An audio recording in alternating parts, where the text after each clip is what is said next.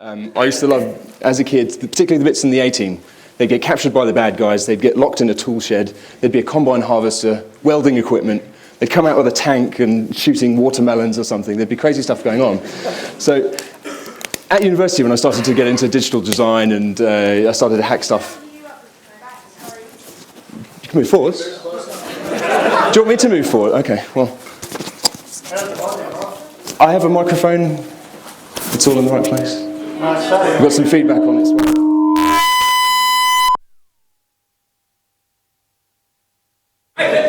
Okay. Turn it off. I've got a sore throat as well. Shouting's not going to go very far. So this is going to start feeding back through the building. Okay. Okay? All right.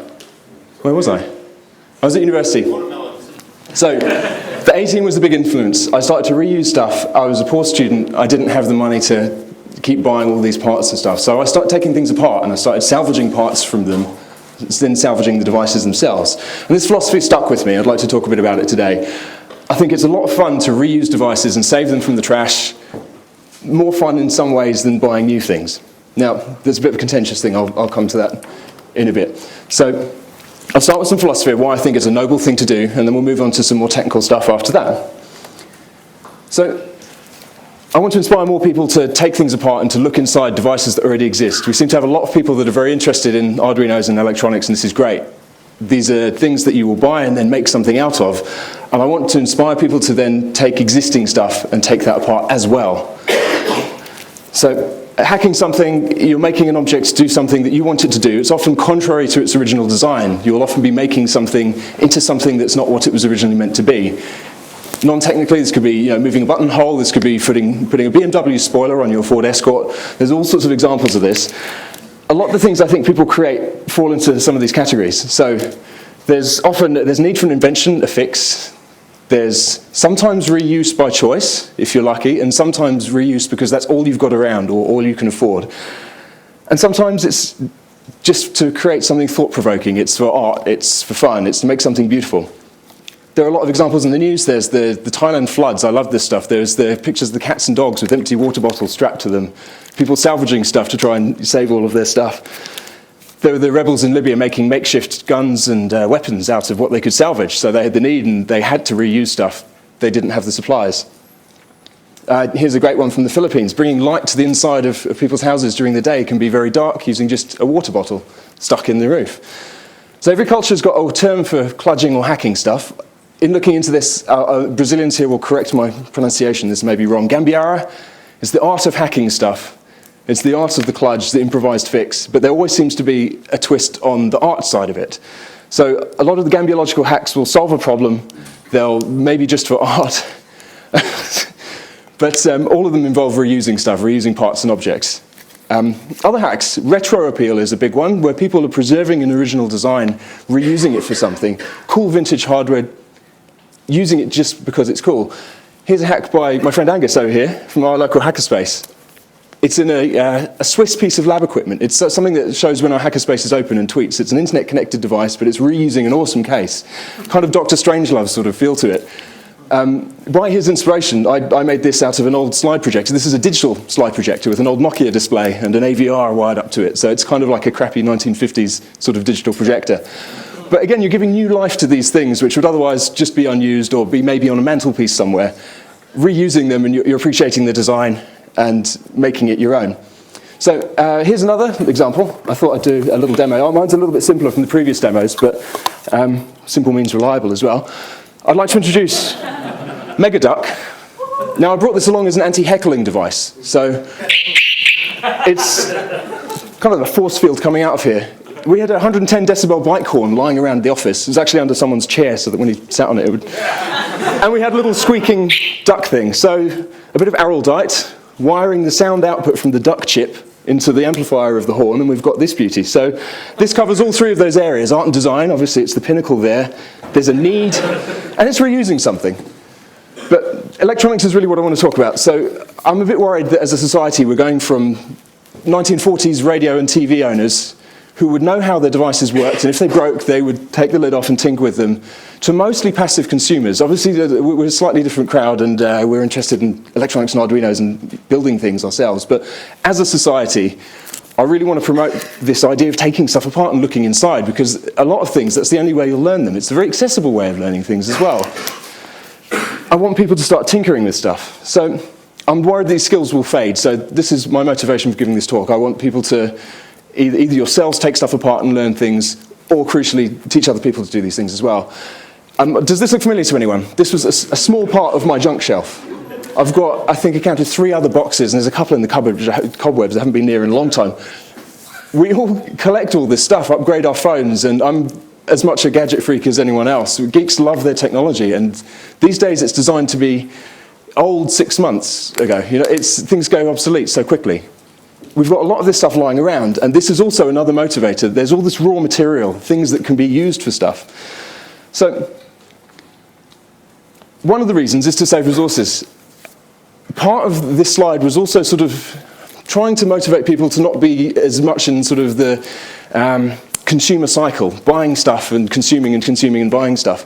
I want to point out to the Freetronics guys as well, because this sounds like I'm about to go, don't ever buy Arduinos, and this is not the point. I want to highlight to people that obviously we work in a very a resource-intensive industry. So the computer industry is resource-intensive for making chips and that sort of stuff. So it's a balance as everything. So the reality is always somewhere between these things, and I'm just presenting an alternate view.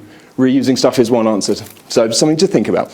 But even recycling is not great. So if you have a device and you don't want it anymore, obviously putting it in the bin is going to add your heavy metals and your chemicals from your device to the ground.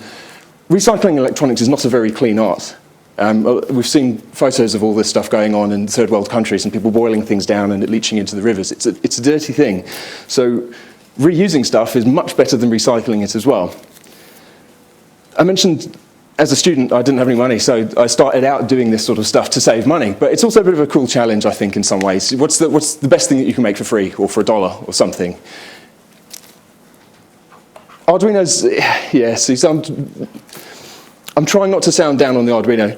I think it's a very, very cool platform. It's not that expensive, and that will be people's argument. Okay, well, it's easy to use, and so my slide here, try and do it for free. Oh, it's only $30. And we've all got them for free in our bags. I think they are quite expensive. If you start using them as a raw material, they're $30-ish. Then you build it into something. Then you need another one to develop your next project, so you buy another one. So this is cool for some things, and please do support the companies that are building nice bits of open hardware. But think about whether you can also reuse stuff as well. And it's a judgment call for you all. The education side of taking things apart, I covered a bit before, but this is a really big deal. You'll learn some really good design techniques. I always have a look at circuit boards and like, oh, why are those two traces close together? Or why are those curved and those not? And there are all sorts of questions that you can ask yourself from looking at these things and learning by example. Building stuff teaches you stuff. Taking things apart teaches you stuff. Taking things apart and building stuff from that will be the best of both worlds and teach you some more. The other thing is taking stuff apart and learning how they work is very important for the robot apocalypse, which is, I'm sorry to say, coming very soon. The Terminator, he was taken apart, he was reprogrammed to go back and find John Connor and protect him. How do you think they got those skills? This was taking stuff apart, examining, right? It's very, very important. So this is a big deal. Big motivator for me. Difficult stuff is fun. This is the intellectual challenge. This is the hacker ethic. We like getting started with stuff that has the directions, and documentation is a wonderful thing. One of the real strengths of the Arduino, and the thing that makes it very valuable, is that there are lots of tutorials. It's a great thing to buy to start getting into electronics, to get into microcontrollers. Lots of tutorials and lots of documentation. Once you get to that point, it might be slightly more interesting, and I'm hoping there'll be a lot of people at this point where they've done the basic tutorials and those sorts of things. To make things hard for yourself on purpose, make things more difficult for fun. So this is an end in itself for me. I've done a lot of projects that are not very straightforward and very circuitous to actually build a blur widget. But that's not the point of them. The end is not the point of those particular projects. But stupid stuff's fun as well. So bear that in mind. It doesn't all have to be crazy reverse engineering and stuff. I'll demonstrate it again. Does anyone want to be blown out of their seat? But we've got a lot of stuff around, right? So 6 months ago, all of our things that we bought then are now obsolete, and we upgrade, and we like our gadgets, and everything's getting smarter as well. So our TVs, our printers, our scanners, all of these things are now computer-based. That makes them easier to hack in a lot of ways. They all run code and software. It's a lot easier to examine and tinker with. So I'd like to, as I said, inspire people to just have a go at this. It's not maybe as hard as it looks, and to give stuff a go is the first step. I work for a big multinational corporation, so I should probably say I'm trying to make it clear I don't want people to go out and break copyright and start ripping off bits of people's firmware and reverse engineer things ethically and legally, and please don't break the law. So I have to get that thing in there. Some devices are easy to hack, some are not. It's a judgment call, basically, choosing which is which. Your PlayStations or your iPhones are on one end. They're quite heavily locked down. It'll be in this category. There is a lot of effort gone into making these things unhackable. Now, there's a lot of smart people working on running code on your PlayStation, on your iPhone, or your cryptographic bootloader breaking and things. So I'm not going to talk too much about this stuff. Other categories, sometimes it's difficult to hack stuff just because of the way it's made. Very, very cheap manufacturing methods are one example. It's just out of obscurity. They haven't put any effort into hiding this chip. It's just that this is the cheapest way to mount a chip. You buy the bare die, you glue it down, and you stick something on top of it. But you can't see what the chip is, and you can't get at its connections. There are other quite mundane legal reasons. People don't want to document stuff because they fear, oh, we'll have to hire an IP lawyer and all that sort of stuff. And these are other ways that a lot of hints are hidden from us, the hacker. But saving money and developing stuff very cheaply sometimes makes things easier to hack. Corners are cut, and things are rushed to market, and the time part, crucially, is what makes things easier. So I call this open by cheapness. So you'll not design your own chips. You'll buy SoCs, system on chips, from some manufacturer. They'll probably document them, if you're lucky. You won't use custom ASICs, which take a long time to develop. Also, if you make 5 designs of something, 5 devices that are all similar, you'll actually probably make one design, one per circuit board, and then mount different components for different variations of the product. So this means you'll have lots of component spaces, or footprints that are empty that you can wire stuff onto, or unused ports inside which might be useful. Sometimes software does this as well. You might have a line of products with a single operating system that's common to all of them. So your particular product might have features that are easily unlockable or use a common code base because it takes more time to develop 5 different forks of things. And another reason is that you'll have reference designs. The system on chip manufacturer will say, here's a development board. If you want to develop stuff with our chips, and please do, you can borrow the design, you can license it from us, or you can have it. So a lot of devices will be actually very similar to the reference design, the development board, which you might be able to download the schematics of. And some products are well documented on purpose. They're open, they're designed to be hacked. Thinking of the OpenMoko phone, there's a couple of toys. The RoboSapien springs to mind. They documented a lot of little bits inside that you could solder stuff onto. The Chumby I'm going to mention later on. I don't know if anyone's heard of that. Okay, cool little internet device, touchscreen sort of stuff. I'll talk about that a bit later. Things to look for, so reference design similarities. Sometimes debug code is even left in when you've got your common code base. People don't sometimes take the time to trim things down and do a proper release build. It takes time to do that, and you can get things to market maybe a month sooner or something if you do that. We've covered the unused test points, but the factory test ports are a very useful thing as well. So you have a device that's made in the factory. A test machine will usually come down and see if it's dead before you send it out the door, and that test machine needs to talk to the system on chip. The system on chip will normally be running its own test code and run through its self-exercise routines. So the test machine needs to be able to connect to this to drive all these things. And the easiest way to do this is usually the serial port. It's very, very cheap still. It's 2 pins. It doesn't need any particular connectors. It's not high-speed sort of thing, so you don't need a special circuit board design. This interface is also used by technicians when things go back to the factory. Excuse me. And they're everywhere. So my CD player has one. Got one in the back of a LCD monitor, back of a set-top box. This is on a PCI SAS card. It's got an ARM microcontroller and some flash and some RAM and a serial port at the top on a PCI card. This is a printer someone brought into work. I've got a broken printer. Do you want it? Okay. Let's see what we can reuse out of it. So 5 minutes later, I have the lid off, and there's a space here. So as good hackers, we should be suspicious of anything that's not used in the final product. Especially also, this projector's kind of poor, but there are 2 resistors mounted here. And resistors cost money. So no one's going to put these resistors on there if it's genuinely unused in this product. So something has at one point probably plugged onto this, and it's test port. So 3 or 4 pins, have a look out for these things, ground, send, receive, and sometimes power. You'd be surprised what's listening on them. So I connect up a serial cable to this on this printer, just took the lid off and plugged it on, and it's running VxWorks, and it's got a little shell on there, and it's got all sorts of debug stuff and little flags that you can tweak. So if you don't already have a USB or a serial to TTL or logic level cable, some of the people in the Arduino Miniconf, I think, got them, 5-volt ones, then get one of these. They're really useful.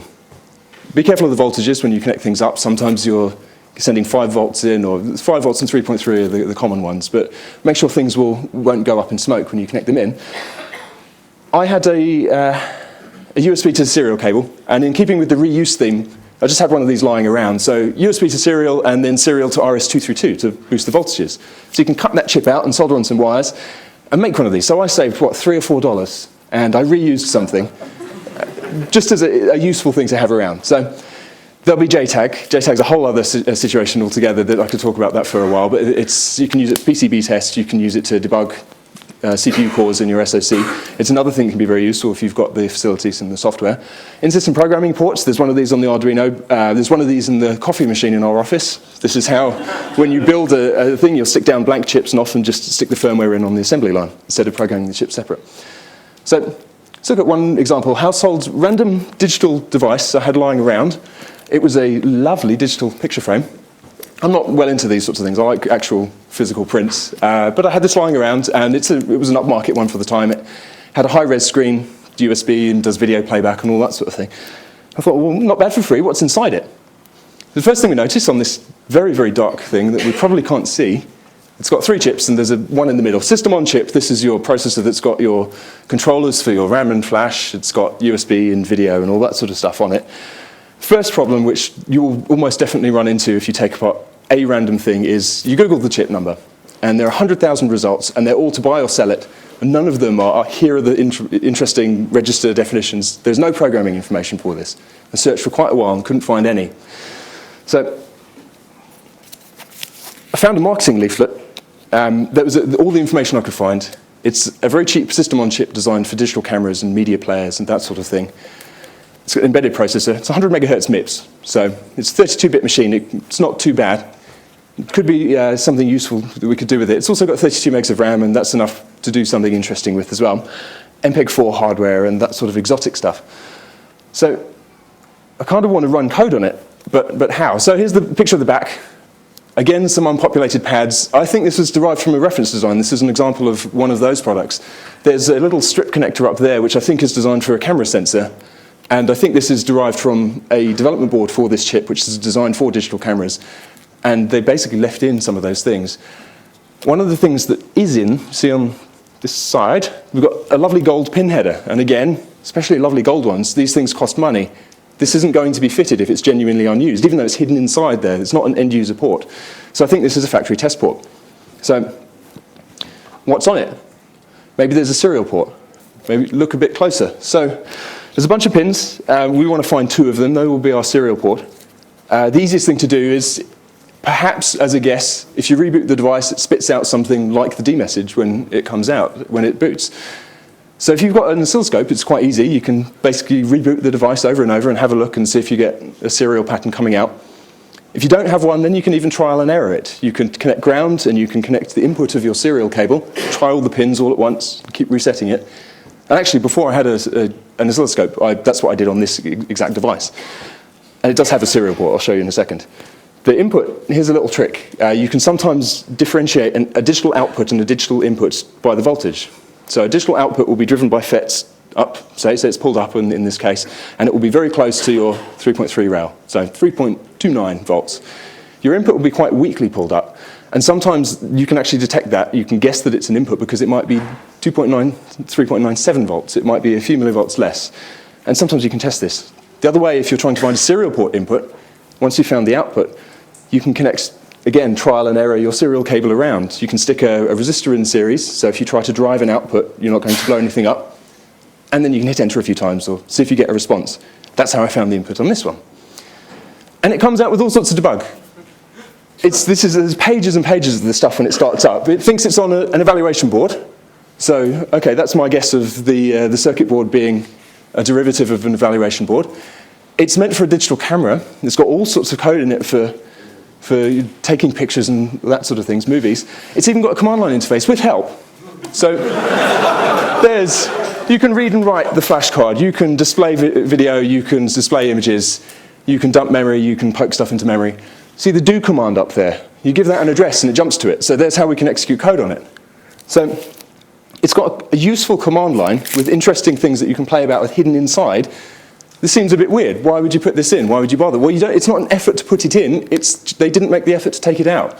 This is debug code. There are all sorts of asserts flying past. There's all sorts of, oh, I'm in printf.c and this thing went wrong. It's rushed to market. It's a common code base from a camera system. They didn't bother to take any of that out or to hone it down just for this picture frame. And the debug code is also left in. So this can be really helpful. So I started disassembling the ROM of this as a 4 meg ROM, and that's a puzzle inside a puzzle. So we recurse here, and pop, push. And there were all sorts of statements like this which made disassembling it a little bit easier. So first thing I wanted to do was find the serial port, get some debug out, find the memory map, figure out where the GPU, where the MMIO registers were so that I could actually program the peripherals on this thing. So start early, and I found a message in the ROM that I saw was printed out when it first started up. That's going to be their equivalent of their early debug printf sort of thing, referencing that. So find that function. That starts playing with some MMIO registers, and sure enough, that's the UART. So I've got my debug output there. And by doing that over and over, and by having a few interesting hours doing this, you can build up a profile of where all of the peripherals are and how to use them.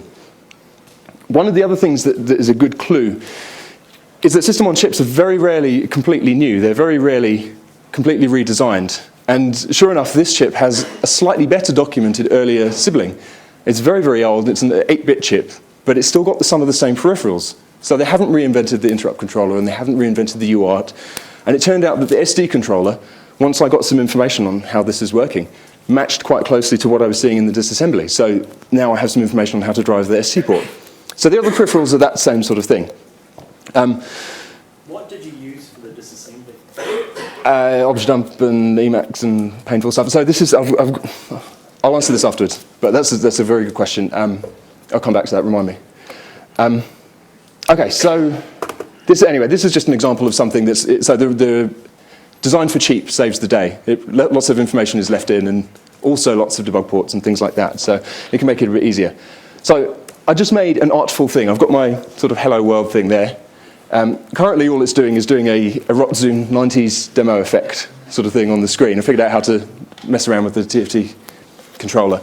The interesting thing is this frame buffer is actually, it's not an RGB frame buffer, it's a YUV frame buffer, which sort of fits if you think about the digital camera JPEG display element of it.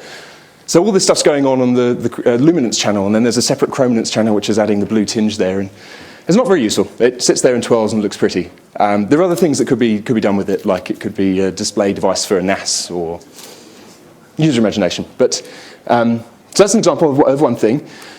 Something more useful and less arty. I had a need for a bit of bench equipment. I mentioned JTAG earlier. I had a board that I wanted to program using JTAG, and I didn't have the equipment to do it, so I built it.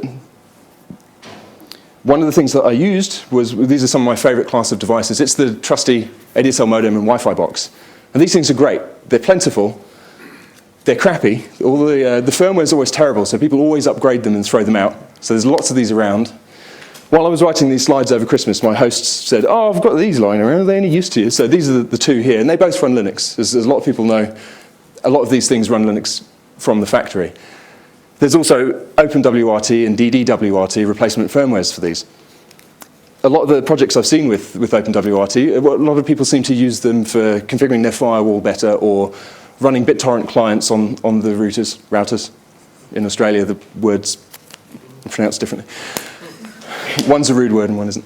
But these are all software things. So a lot of the OpenWRT things are software-based, and there's more to them than that. There's hardware as well.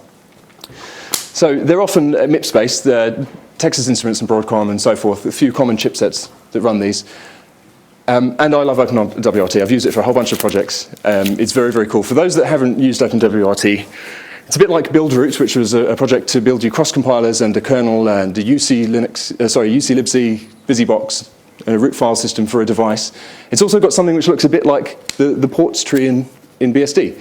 So a whole load of make files for all sorts of software. It will go off and download and patch and make you packages for these things. So these devices are great because they're fairly capable. They're 150 or 300 megahertz, that sort of end of things, 8 or 16 megs of RAM, 32 if you're lucky. Doesn't sound like a lot, 8 megs of RAM for a Linux system. If you haven't used UC-libc, it's tiny, busybox, very, very small. You end up with a lot of memory, and you can actually write some cool code in that space. But the coolest thing about these things is that they run Linux. They're a very familiar dev environment.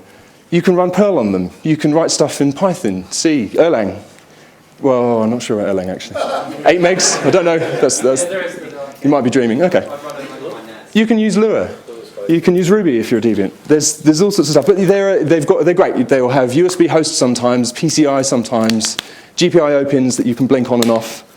Fair bit of RAM if you think about that. So the 8 megs, you might have 6 megs free compared to a microcontroller and an AVR. That's tons. Wi-Fi, Ethernet, and so forth. So there's cool stuff you can do with them.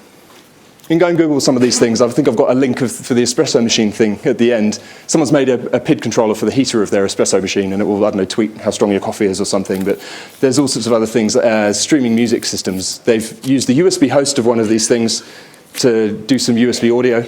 They've used the GPIO pins to have buttons or drive LCDs and put them in a nice case and that sort of thing. My favorite is this radio-controlled car thing. They'll get an old Wi-Fi box. I've seen a few people do this. You have a camera on top, the USB host, you're streaming JPEGs back to your laptop, and then the control system back out, you've got GPIO pins to drive stuff around. And it's good fun. I have this on my list of things to do. So I mentioned the JTAG need. I had the need to make something. I had one of these lying around. It has 8 megs of RAM, 150 megahertz processor, so it's well quick enough to run my software. And what I did was hacked my old parallel port JTAG lead into the GPIO pins of this box. I didn't have a parallel port on my PC anymore. I got rid of my last PC with a parallel port a few years ago. So I had all the software ready. All the software does is, on the parallel port, it looks like an I/O port. So it bit bangs the JTAG stuff through the parallel port. I did the same with the GPIO pins. So all I needed to do was take this apart and find some GPIO pins to use and get the software running on it. The kernel was a little bit broken on this one. They're all very common chipsets. Often any random box will have a chipset that's supported in another configuration. So even if it doesn't work out of the box and is a little bit broken, it's usually a tiny bit of configuration to get it going. These chips have got 2 Ethernet ports, for example, and they're swapped around on the one port on this, so I had to reconfigure that. So inside, there's the board. I don't know if you can see up the top, there's some LEDs for the front panel. There are also some empty spaces there. This is an example of designing stuff cheaply by making, you can see the label down the side, 6 products with one board. For the different products, you'll differentiate them by fitting different features. So the spaces for the LEDs at the top, they're just for other more insanely cool products that this one isn't. So the other thing I could tell from the kernel source, which is available, thankfully, although it's a bit of an uphill battle with some of the vendors, but the LEDs at the top, they're driven using the GPIO framework in the kernel. So I know they're GPIO pins there. They're blinked on and off in software for network, heartbeat, that sort of thing. So it stands to reason that the empty spaces are also GPIO pins. So cool, I can use those. I just need to know which is which, so we need to map them out. My plan was to set the input register. There's a single 32-bit register for 32-bit I/O pins. Set them all to an input. Hack the kernel so it doesn't mess around with them while I'm looking, and then keep reading the input register over and over while I poke about on the board just to try to beep them out. I use this amazing piece of technology here. This is a clip with a resistor on the end. So you can clip to ground or clip to power, and you can pull up or pull down random pins while it's running. Watching the input register, you see which bits change, and you can go around and do that. But you don't even need to write a kernel driver to do this. Although these are obviously privileged registers, and these are in your physical address space somewhere that userland can't get to them, you can just, now, before you look at this is not a good way to code. I'm not suggesting making embedded things like this, but you can open devmem, you can mmap it, you can present a page of physical address space in your user process. The page that has the GPIO pins in it, you can poke that and you can set the direction and then you can just read it over and over. So do this, go round. There are lots and lots of empty spaces on this board, as I showed before, and I made a mapping up. I found 12 of the I/O pins by doing this. It's very quick to do this. And I found 12, so I needed 5 for my project. And you can drive serial LCDs, or you can put SD cards on, or there's all sorts of other cool things that you can do with these.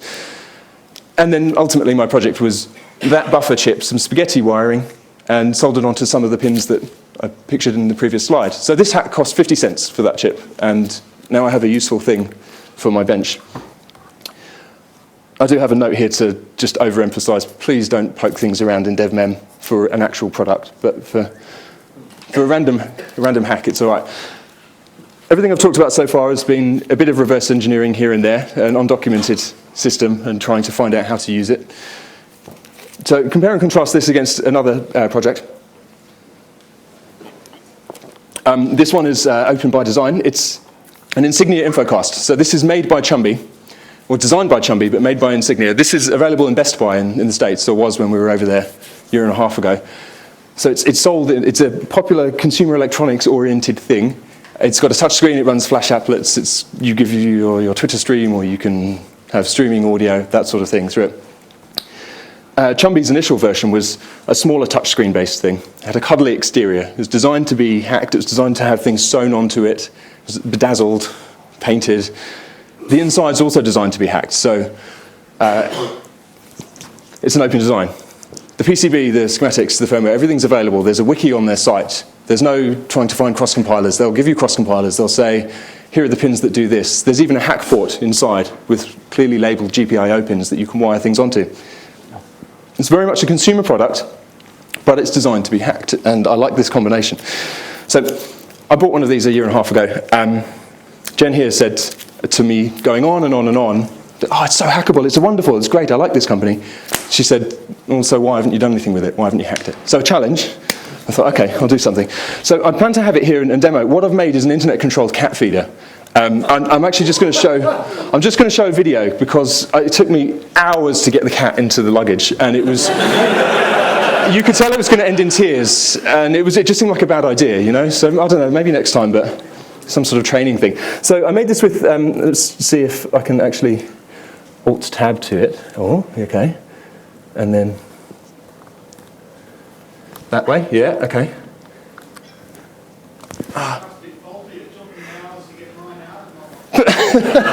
There's a lot faulty about him. There's a lot faulty. Okay, so it's a remote control cat feed. It's made out of chopsticks and a yogurt pot and a servo motor, and I think tin beans. No, they're tin tomatoes. So there you go. That moves out, and then the cat food will drop out. I'm told it will also work on toddlers. This might be a good idea if you go away for the weekend. So as you can see, we're controlling it here. So there's the customer there. I like his ears. He's like, oh my God, something's gone on. So, and it goes back to its original position. So, okay, so it's obviously a pretty crazy piece of technology there. Yeah, I didn't say it was without drawbacks. There are issues. So there it is, a bit of a close-up. Some closed pegs too, I forgot to mention them. So, and this was easy. This took about an hour to do, including software. The kernel source was available. The schematics were available. The PCB layout was available. Also, Chumby are a good company in this sense as well. They chose a SOC vendor that actually released the datasheet, and it's not under NDA. So you can download the datasheet and say, oh, okay, I want to use that pin. For this, I wanted to use a PWM pin. So for those that haven't used servo motors, you give it a 1 to 2 millisecond pulse every 20 milliseconds, and that dictates where it points. So a PWM pin is ideal for this because you can program them to give a pulse width.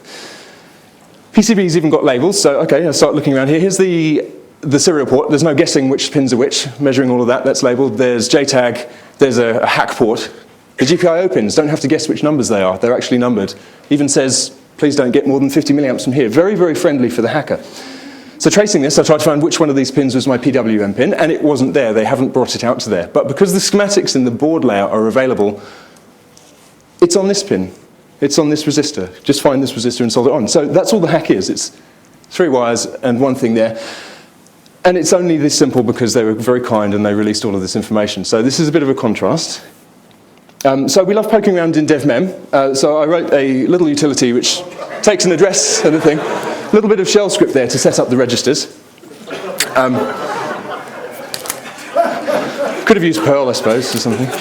Python? Oh, no. Anyway, so you set up the registers, the pin mux is the width of the pulse, the duration of the period of the pulse, and the width of the pulse is just this final register. So this, as I said, was in the shell script. So stick these into a CGI script, run them on the HTTPD, which comes with the machine, and that's it. So, little hack there.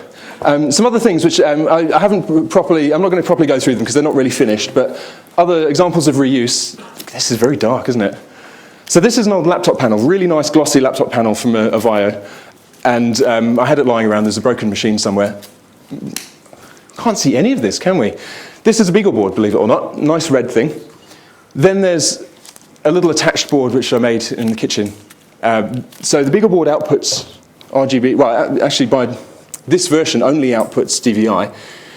The chip itself will output 24-bit parallel data for video.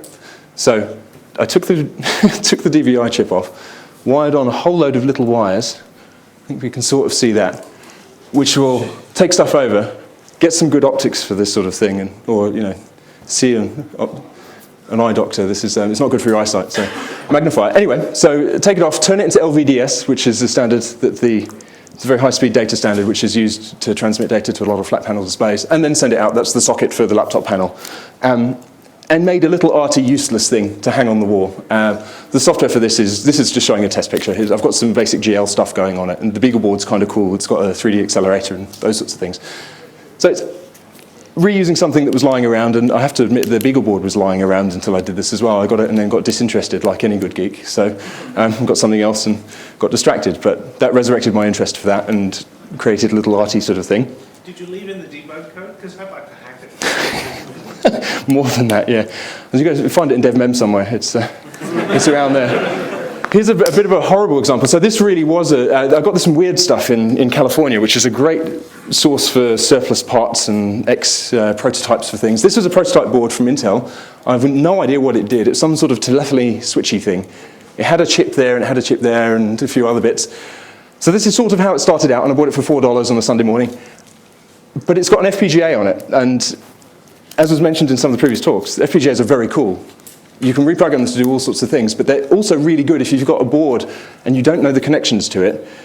Well, they're malleable. You can program what the connections are. So as long as you find them as inputs, and this is what I did with this, using the wire and the clip and some JTAG software, I set all the pins to inputs and probed around on the board. So I found a lot, maybe over 100 pins this way. And because they're malleable and you can program them, you can do what you want with them as outputs. And you can do fairly high-speed things. I had an old TFT monitor, desktop sort of thing, lying around. The controller board was all broken, except for the two fuzzy chips over there in the background. I can't remember whether it was a hacksaw or a circular saw, but I chopped out that bit of the PCB and kind of wedged it on there, and again, lots of little fly wires. So this is taking the parallel video data in the same way as the Beagle board hack, and sending it into the LVDS serializers and then off to the panel. So it's a very nice panel. It's 1280, 1024, full color. Here's a little RAM chip that I added to it for a frame buffer to store video data, and a trusty Game Boy Advance, which again was reused. I haven't played on it for about 10 years at that point. So at the moment, it scales up the video and displays it on a big, this is just rested that way. It's convenient because of the way the wires are, so it's actually meant to be that way around. But if you rotate the images, the lighting goes all funny and your brain hurts. But the lighting's meant to be all funny and your brain hurts when it's a GBA. Yeah, well, this is, yeah. And now it's a nice backlit screen. I've spoiled half the fun of playing with the GBA and trying to tilt it. But. So that's all it does at the moment. One of my plans for this is I'm making a BBC Micro, which is a little English computer from the 80s. And this is kind of partly done. So it's not well enough to demo at the moment, but maybe in the future. So I'll start wrapping up. I'm going to reiterate this again. Please just give stuff a go. Take stuff apart. See what you can find. There's all sorts of stuff hidden away in these machines. We all buy stuff, and it's kind of part of how society is. If you do buy a new thing, at least think about the thing that you've left behind and do something with that as well. Give it a bit of new life. Tell the world about it. Write it up. Put it on your blog so I can read it over coffee. I like this sort of stuff. Hackerspace is a great place for this. There are the tools, but there are the people. This is the important thing. Sharing all this knowledge is pretty cool. And support the companies that build open software. It's a great way to learn new things. So this is my call to arms. Don't just passively leave these things aside. Do something with them. Disassemble them and learn and create from them. So thank you and questions. These are a few fairly random links. There's the Brazilian stuff, some of my projects, and Hackaday. I like Hackaday. It's a great blog with all sorts of things which are usually reuse based, 5 or 10 a day that you can read in the morning. So I'm done. Thank you. Thank you.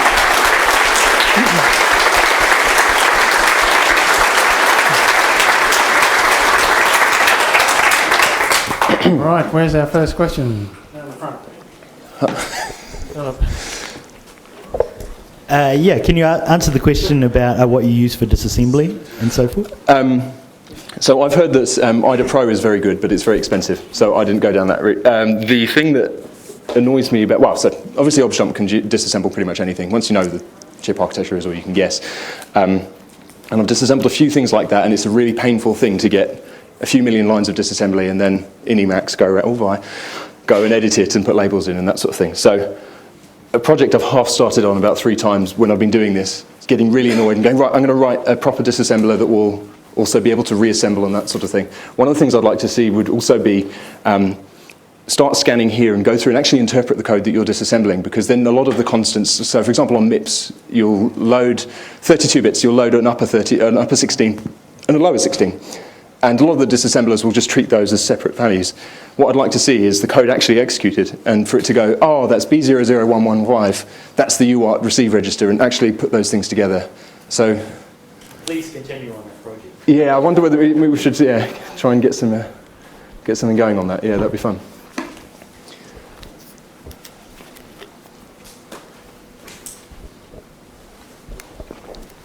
I noticed you roll your own serial cable. I guess you had spare parts. Do you use a bus pirate, or do you always just roll your own gear when you need it? I've only got one serial cable and I don't blow it up. That was my solution. But someone's lent me a bus pirate and they look really cool. I haven't used one yet. But yeah, they look like good little devices.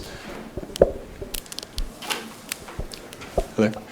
I've got a question about the chips with the blob of stuff on top of it. Have you found a reliable way of getting that off? I haven't personally done that. I've seen things on the net, people using nitric acid and hot nitric acid to do that sort of stuff. But it's something that I'd like to see someone else do, and maybe I'll stay away from burning a hole in our sink in the kitchen and stuff.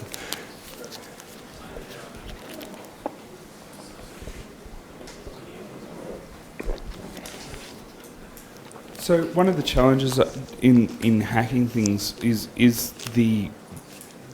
that in a number of places that the cheap manufacturing and differentiating products by code is to my experience makes things more difficult to hack because they're less examinable.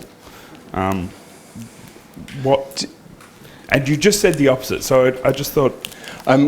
So would you be wanting to take this differentiated product and turn it into the more expensive version? Is that the sort of hack, or do you mean completely reused for something else? Because I agree with you in the first sense. There are a lot of things, like I remember in the early 90s, US Robotics did that with modems. They made one modem and had 3 different versions, and you could get twice the speed by changing the firmware and stuff. I haven't looked a lot into that, and I can imagine re-adding features that are taken out on purpose in code would obviously be very difficult unless you can hack down the firmware. Yeah, and it's just a product differentiation, like strategy for marketing purposes. It's not really the. I wonder if that's done with products that are. I'm guessing here. This is pure speculation, but I wonder if that's done with fairly expensive products, fairly rigorously designed products from good companies, as it were. And what I was more talking about for the design by cheapness and the code left in were kind of the very, very, very, very low cost, very, very no-name brands that you get on Deal Extreme and those sorts of things, which really are they're trying to be 50 cents cheaper than their competitor and stuff. And I wonder if you'd get more out of the Intels and the big companies of the world. Yeah, hi mate. Hey, I'm just wondering what kind of JTAG tool chains you use. OpenOCD is cool. They support a whole bunch of processors. I use something called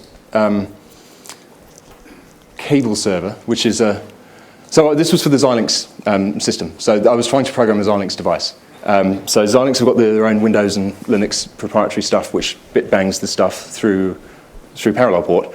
One of the other things it can do is talk to one of Xilinx's proprietary boxes or another PC running their own cable server thing. And someone's reverse engineered the protocol and written an open source, a Linux-based open source application, which you can just run on any old Linux box with a parallel port, and then point your proprietary Xilinx software to program. So it was that part that I'd have running on the ADSL box. So what was your most frustrating experience with something you wanted to be able to hack and weren't able to, and what was it that stymied you? How long have we got? All of it. All of it.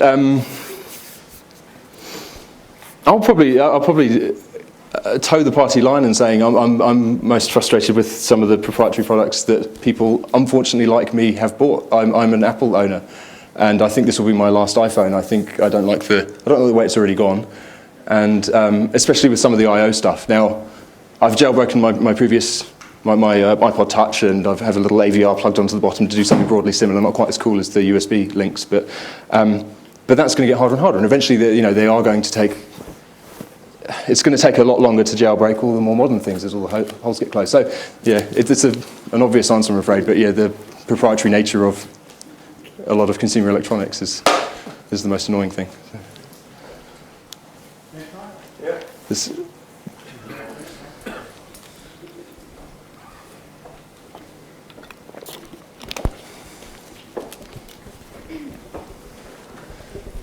That's a sort of interesting point that I've kind of struggled with the whole reverse engineering thing. Is that reverse engineering is really fun, but at a certain point, if you're not sort of adapting for a sort of a current, so if you're not adapting for an old product, but you're adapting for a current product. What do you mean adapting for? Oh, well, as in, like, if you want to try and make it work in the way that you want it to. So, okay. Standard thing being... like writing a driver for something. Yeah, exactly. Yeah, okay. The kind of tricky thing is that it's fun to do, but in fact it encourages the very behaviour that we don't want, which is it's encouraging people to buy something that doesn't actually, be open out of the box. Yeah.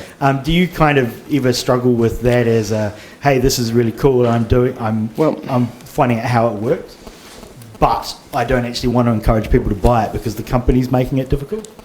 So I don't do a lot of that. I've never written a driver for a USB random camera that doesn't work and those sorts of things, unfortunately. Most of the stuff that I do is really just literally old crusty stuff that's lying around. So I'm not making a purchase of something in order to hack it, although I have done that, like the Chumby thing, the InfoCast. But yeah, so I can't. It's not quite the same thing, I think. So I'm trying to just take something that already exists. So I don't think it will be encouraging the company to do that because they're not getting a purchase out of me. I'm finding these things from people throwing them away and giving them to me and stuff. So although, as you say, what you did buy because you knew it was open. Because I knew it was open. So that is actually encouraging that good behaviour. Yeah, other way around. Yeah, you're right. But as I said before, I did also buy an Apple product, so kind of my karma points are way down there. So. Could you please maybe talk a little bit more about your BeagleBoard thing with the LVDS panel and how you went about reverse engineering the pinout on the LVDS panel and what sort of hardware you're using to talk to the LVDS? Because it's certainly very easy and very cheap to get lots of discarded old broken laptops and stuff where you've got the LVDS panel, but it tends to be quite hard to actually hack that into something practical where you're talking to the LVDS. Okay, so there are two things. So often the manufacturer will use a standard panel or 5 standard panels, but they'll all be physically the same and have the same connector. Then the manufacturer will use a completely random cable. So the connector on the motherboard is no one knows. The panels themselves are often documented, so that's actually very simple because you can, you've got 40 pins in a row and you can just beep them out and figure out what the connections are at the other end. Once you've got your LVDS pairs, it's all very standard between most panels. They'll either have 3 plus clock or 4 plus clock, depending on if they're 18-bit or 24-bit panels, how much data is being sent. And then the LVDS serializers are also fairly standard. Once you get one that's appropriate for your data width, you can sort of plug them on and then just present them with your 24 bits or 18 bits of pixel data and the clock. So it bears a lot of resemblance to other designs that are made in the same way, and you can, some open source things or open projects that you can look at. The backlight was the question. Is the backlight hard to figure out?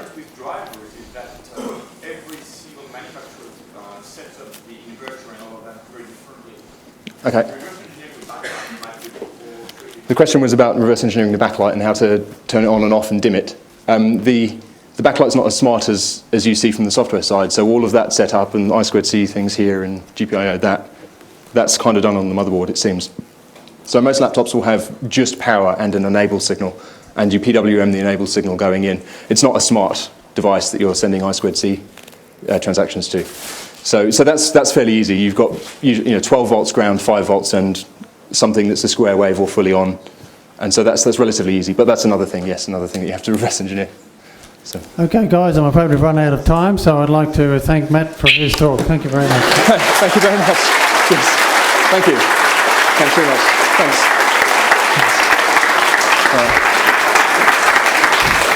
And the Linux conference has handed him a memento of the occasion. It's nice and hot up the back there, I realise. We've asked the university to do something about the air conditioning. It is broken, it's supposed to be fixed, but we don't know when.